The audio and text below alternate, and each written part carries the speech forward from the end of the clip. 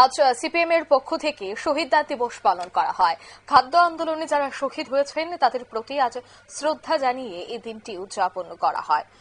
শহীদ দিলীপ, তরুণ অরবিন্দ, রাজেশ্বর এবং সুমিতের প্রতি শ্রদ্ধা জানায় ডিওয়াইএফআই, ডিওয়াইএফ এবং টিএসইউ, এসএফআই এর 4টি ছাত্র যুব সংগঠন। তাদের উদ্যোগেই ছাত্র যুব ভবনে আজকের এই শ্রদ্ধাঞ্জলি অনুষ্ঠানটির আয়োজন করা হয়। তারপর একে একে প্রত্যেকেই এই খাদ্য আন্দোলনে শহীদদের ইতিহাস এবং তাদের যে কর্ম সমস্তটা বিষয়ে কিন্তু আলোচনা করেন। শহীদদের স্মৃতিচারণ করা হয় আজকের এই শ্রদ্ধা অনুষ্ঠানের মধ্য দিয়ে। সে বিষয়ে কি বলছেন সভাপতি শোনাবো। আন্দোলনে নেমেছিল, ওই সময় আন্দোলনকে দমন করতে গিয়ে পুলিশ সরকারের নির্দেশে দমন পীড়ন চালাচ্ছিলেন। 1966 সালের 29 আগস্ট আগরতলা শহরের বুকে একটা সামান্য ঝামেলাকে কেন্দ্র করে পুলিশ আন্দোলনকে দমন করা এবং একটা ভয় থেকে মানুষের উপর আক্রমণ সংঘটিত করেন।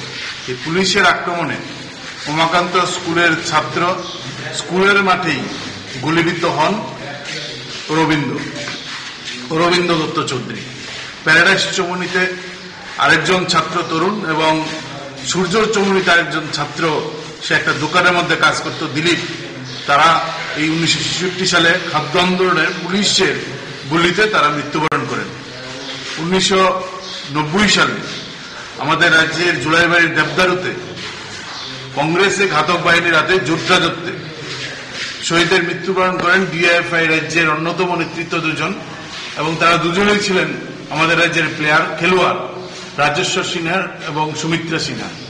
ফলে আমাদের আজকের এই দিনটা একদিকে খাদ্য আন্দোলনের শহীদ আর একদিকে গণতন্ত্র পুনরুদ্ধারের লড়াইয়ের দুই তরুণ যুবক যুবতীর শহীদ আমরা গোটা রাজ্যে এসএফআই, ডিএফআই, টিএসইউ আমরা উদযাপন করছি, আমরা শ্রদ্ধা জানাচ্ছি।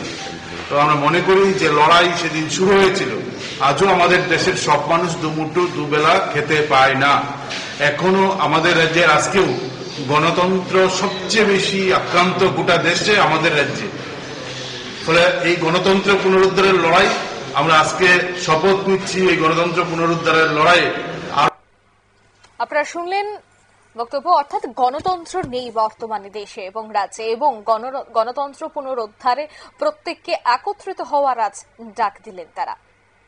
নিয়ে নিচ্ছে ছোট্ট একটি বিজ্ঞাপন বিরতি, সঙ্গে থাকুন।